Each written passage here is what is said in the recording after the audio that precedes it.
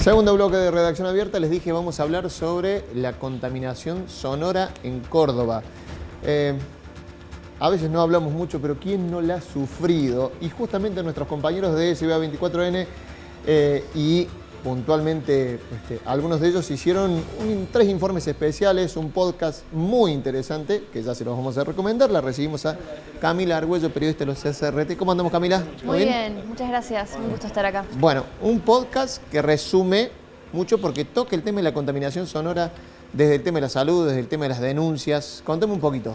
Sí, bueno, la idea fue abordar de la manera más integral posible esta problemática que, como bien dice alguno de los entrevistados en el podcast, es un contaminante silencioso en realidad, Claro. Porque pasa totalmente desapercibido en una ciudad donde hay ruidos, digamos, ¿no? Y así fue que pudimos entrar en contacto con gente que participa del Centro de Investigaciones Luminotécnicas y Acústicas de la Universidad Nacional de Córdoba. Mirá vos, digamos, no sabía que existía. Sí, primero eso, fue un hallazgo muy interesante, Claro. Y segundo, saber que trabajan sobre el Observatorio del Ruido. Es decir, que en nuestra ciudad existe un observatorio que se encarga de medir los decibeles sonoros de la ciudad, digamos, y trabajar en relación a esta problemática, articulando también con el municipio, por ejemplo. Cuando uno habla de estos temas, a mí me tocó incluso alguna vez ir a cubrir alguna manifestación, sobre todo en la zona de Güemes, de Nueva Córdoba. Generalmente se puntualiza en el tema bares, boliches o lugares que tienen espectáculos, música fuerte, que, digamos, molestan. Pero digo, es más amplio el tema, ¿no? Más allá de que esté eso también. Sí, eso es por el lado de los vecinos, digamos, que son quienes, bueno, realizan denuncias, sobre todo quienes viven en Nueva Córdoba, Güemes, Centro, vinculados a los ruidos molestos de los boliches o bares, pero la principal causa es el transporte, ¿no? Mirá. Y en ese sentido, algo muy interesante según la medición de este centro sí, del que según hablabas. las mediciones del Observatorio del Ruido. Y hay algunas pequeñas iniciativas que se están tomando, como por ejemplo, bueno, ¿vieron la parte de la 27 de abril, algunas calles nodales y centrales que ya no permiten que el se han tránsito? peatonalizado? Claro, sí. que se han peatonalizado. Bueno, eso tiende un poco, digamos, como a dispersar los ruidos y que no se concentren en el centro, pero todavía falta muchísimo. Ese tipo de iniciativas, digo, las rescataban. Digo, viendo en los 3 informes, hay uno, digamos, muy interesante, que habla de una persona que vive en la zona de Barrio Güemes. Dice, la dicotomía de, por un lado, estar aturdida por el ruido y por otro lado, de no ser escuchada, y vuelve esto, ¿no? El tema de a dónde vamos cuando queremos hacer una denuncia, cuando nos sentimos ya atosigados y, bueno, queremos actuar, ¿no? Sí, bueno, este caso fue muy particular, disparó también un poco esta investigación, porque es una vecina que vive hace 8 años en su casa y está pensando en irse, es decir, vender su En la zona de Güemes. En la zona de Güemes, vender su propiedad porque no soporta más vivir al lado de un establecimiento nocturno que no cumple ningún tipo de, de regla, digamos, para funcionar.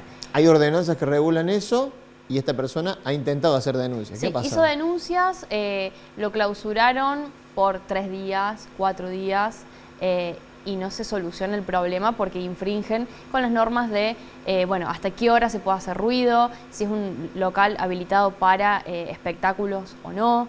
Entonces es como una situación muy complicada y además la falta de empatía, ¿no?, por parte de los dueños de ese lugar, como dueños, o sea, de otros bares también alrededor, de no poder comprender que si bien están realizando su trabajo, hay gente que también tiene derecho a descansar, claro, básicamente, y a tener una vida saludable, ¿no? Y eso únicamente está, o por lo menos depende en este tipo de casos, del control municipal. Sí. Hay un centro, que tengo acá la información, donde se puede realizar las denuncias para todas aquellas personas, digamos, que padezcan esto, que está ubicado en el Centro de Atención al Vecino de la Municipalidad de Córdoba, en Arturo M. Bas 124. Bien, sí, ahí cerquita de la Muni. De todas maneras, ella cuenta como el periplo que es realizar una denuncia, ir a la municipalidad, que no te tomen en serio. Es como muy difícil el camino para llegar, digamos, a que realmente sean escuchadas esas demandas. Decías que el CIAL, este centro, realizó estudios en ¿cuántos barrios de Córdoba más o menos? ¿Cuál fue el resultado o el diagnóstico que están haciendo? Bueno, el diagnóstico básicamente es negativo. La Organización Mundial de la Salud establece que a partir de los 65 decibelios ya es un ruido molesto y a partir de los 120 ya es totalmente dañino, digamos. La ciudad de Córdoba está por sobre los 65 decibelios, sobre todo en el casco céntrico, que implica Centro, Nueva Córdoba, Güemes, General Paz, este casco, digamos, más céntrico. Ellos analizaban esto de las supermanzanas que te decían, que bueno, por ahí desplazan el ruido sobre todo el transporte público y el tránsito, ¿no? Sí. En el centro, pero digo, eso también se desplaza para otros lados, ¿no? Digo, los efectos sobre la salud siguen siendo perjudiciales, ¿no? Sí, de hecho también conversamos en el podcast que realizamos junto a Satoshi Iga, que estuvo en la investigación periodística junto conmigo. Mariana Luca de Ludueña es fonoaudióloga de la Universidad Nacional de Córdoba y ella nos decía que más allá de los daños propiamente auditivos que implica un ruido fuerte, hay efectos muy colaterales, como el no poder descansar, el no poder dormir, cuestiones que, bueno, tienen que ver con la vida diaria, ¿no? Digo, el hecho de no poder dormir, no poder descansar, no podés trabajar bien, claro. No podés relacionarte bien. O sea, influyen mucho en Muchísimo. La salud. Ahí estamos viendo, a pantalla completa, por ahí si quieren entrar después para escuchar el podcast, ver los 3 informes que han realizado nuestros compañeros, www.cba.com.ar, están ahí los 3 informes y esta parte de la salud, como decías vos, enfermedades silenciosas a las que no se le presta mucha atención, pero digo, hay que tenerlas en cuenta porque, bueno, creo que es uno de los fonoaudiólogos que te comentan en el informe, bueno, cuando ya se ven algunos síntomas es que es medio tarde, ¿no? Ya es tarde, sí, totalmente. Bien. Por otro lado, conversamos también con una investigadora del CONICET, Claudia Martínez, de la ciudad de Mendoza, que realizaron algo muy interesante que tiene que ver con los espacios verdes como posibles barreras acústicas. Bien. Digo, es un punto para tener en cuenta también en la planificación urbana, ¿no? Los espacios verdes que son sumamente importantes para la recreación, para tener una calidad de vida mayor, digamos, pero también funcionan como barreras acústicas.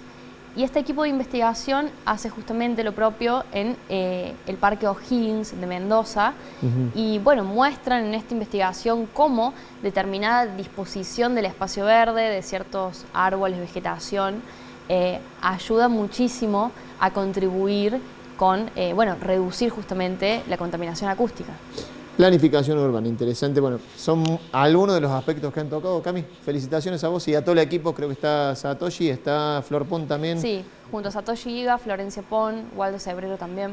Bien, han hecho estos 3 informes interesantísimos para verlos sobre el ruido en Córdoba. No todo es contaminación sonora, pero en Córdoba hay mucha y nuestros periodistas se ocuparon de ello. Muchas gracias por estar por acá. No, muchas gracias, un placer. Nosotros nos vamos a la última pausa en Redacción Abierta y ya venimos con el cierre.